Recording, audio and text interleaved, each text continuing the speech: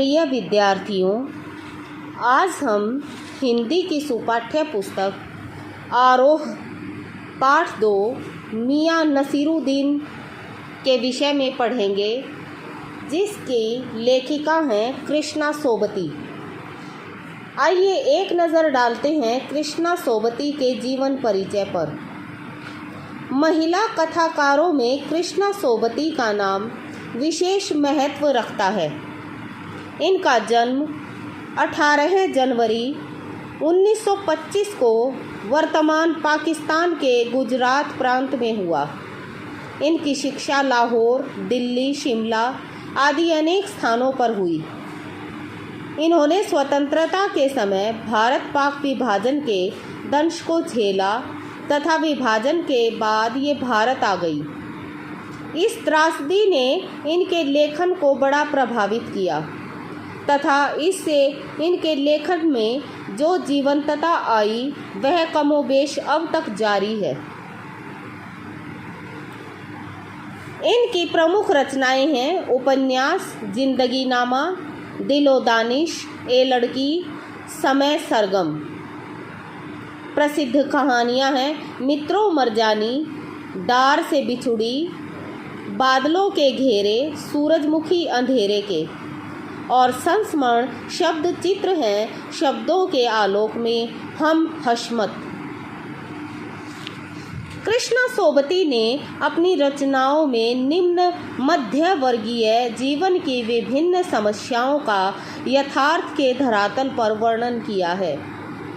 इन्होंने जहां एक ओर भारत पाक विभाजन से उत्पन्न विसंगतियों का विवेचन किया है, वहीं दूसरी ओर नारी जीवन से जुड़ी हुई विभिन्न समस्याओं पर भी प्रकाश डाला है। इनका जिंदगी नामा उपन्यास भारत पाक विभाजन पर केंद्रित है। हम हशमत इनकी एक संस्मरणात्मक रचना है। इन्होंने अपनी लेखनी से हिंदी साहित्य को कई ऐसे यादगार चरित्र दिए हैं जिन्हें अमर कहा जा सकता है। कृष्णा सोबती की भाषा शैली सहज, सरल और व्यवहारिक है। ये प्राय प्रसंगानुकूल और पात्रानुकूल भाषा का प्रयोग करती हैं। इन्होंने उर्दू मिश्रित भाषा का प्रयोग किया है। कहीं कहीं तो ये सारा वाक्य ही उर्दू भाषा में प्रयोग करती हैं। यही नहीं, कुछ स्थलों पर मुहावरों का भी प्रयोग किया गया है। इन्होंने हिंदी की कथा भाषा को एक विलक्षण ताजगी प्रदान की है। उर्दू के बाकपन के साथ इनकी भाषा में संस्कृत निष्ठ तत्समता व पंजाबी की दरियादिली सब एक साथ मौजूद हैं। प्रसाद गुण इनकी भाषा का मुख्य गुण है। आइए जानते हैं कृष्णा सोबती विरचित शब्द चित्र मियाँ नसीरुद्दीन का सार। कृष्णा सोबती शब्द चित्र मियाँ नसीरुद्दीन उनके शब्द चित्र संग्रह हम हशमत से लिया गया है। इस शब्द चित्र के माध्यम से लेखिका ने खानदानी नानबाई मियाँ नसीरुद्दीन के व्यक्तित्व, रुचियों और स्वभाव को रेखांकित किया है। मियाँ नसीरुद्दीन अपने मसीहाई अंदाज से रोटी पकाने की कला में महारत रखते हैं। वे ऐसे इंसान का भी प्रतिनिधित्व करते हैं जो अपने पेशे को कला का दर्जा देते हैं और करके सीखने को असली हुनर मानते हैं। एक दिन लेखिका दोपहर के समय मस्जिद के पास मटिया महल के गढ़ैया मोहल्ले की ओर गई। वहाँ एक छोटी सी दुकान थी जहाँ पर ढेर सारा आटा गूथा जा रहा था। पूछने पर लेखिका को पता चला कि वह दुकान नानबाई मियाँ नसीरुद्दीन की है। वे 56 किस्म की रोटियां बनाने के लिए मशहूर थे।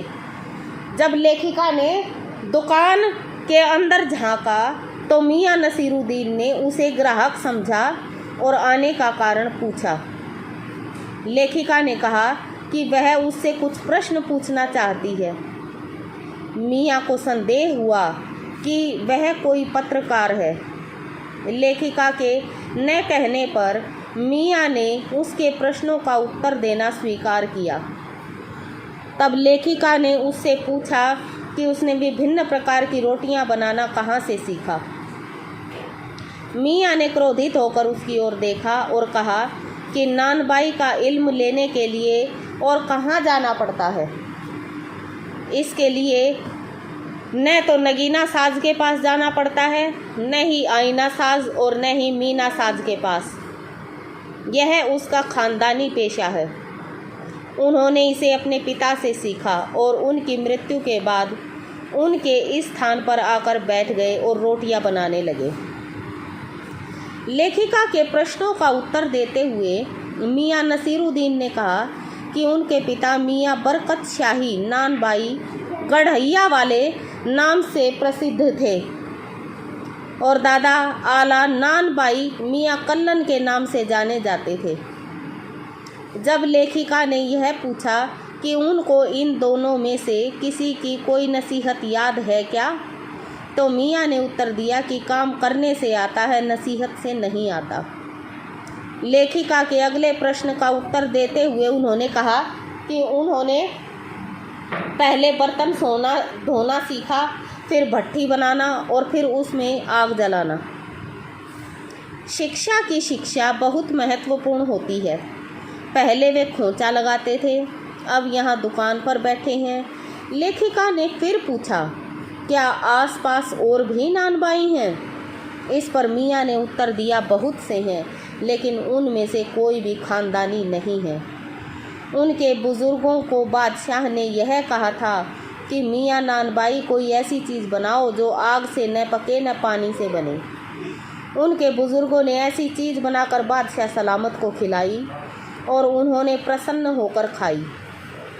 जब लेखिका ने उस पकवान का नाम पूछा तो मियाँ ने बताने से मना कर दिया और कहा कि खानदानी नानबाई कुएं में भी रोटी पका सकता है। जब लेखिका ने यह पूछा कि क्या उनके बुज़ुर्गों ने शाही बावर्ची खाने में काम किया था, तो मियाँ ने उत्तर दिया कि बादशाह सलामत की आज्ञा पर ही पकवान बनाए जाते थे। जब लेखिका ने यह पूछा कि किस बादशाह के यहाँ उनके बुज़ुर्ग काम करते थे, तो मियाँ खींच उठे। फिर यह कह दिया कि जहाँ पनाह बादशाह सलामत के यहाँ। लेखिका ने कहा कि शायद उनके बुज़ुर्ग बहादुर शाह जफ़र के यहाँ काम करते होंगे। ये सुनकर मियाँ नाराज़ होकर कहने लगे, क्या आपने बादशाह के यहाँ चिट्ठी रुका भेजना है? इसके बाद उन्होंने अपने शिष्य को भट्ठी सुलगाकर काम करने की आज्ञा दे डाली। लेखिका मियाँ नसीरुद्दीन के परिवार के बारे में जानना चाहती थी, लेकिन मियाँ के चेहरे पर तो अलग प्रकार के भाव थे। इसलिए लेखिका ने भट्ठी पर पकने वाली रोटियों के विषय में पूछा।